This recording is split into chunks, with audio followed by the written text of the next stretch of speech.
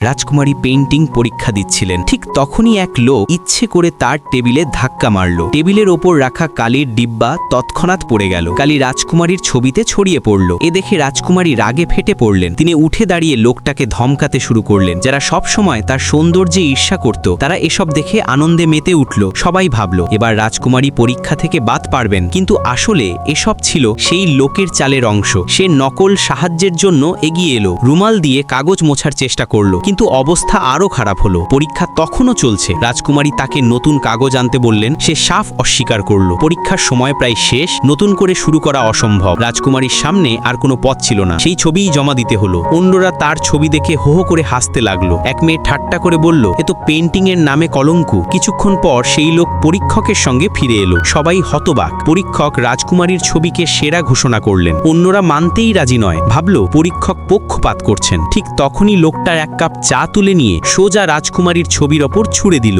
এক মুহূর্তে যে নোংরা দাগ ছিল তা এক অপূর্ব পর্বতের আকৃতিতে রূপান্তরিত হলো। সবাই অবাক বিস্ময়ে তাকিয়ে রইল। রাজকুমারী নিজের ওপর বিশ্বাস করতে পারছিলেন না। তার মনে হলো তার মধ্যে এমন অসাধারণ শিল্পকলা লুকিয়ে আছে যা সে জানতই না।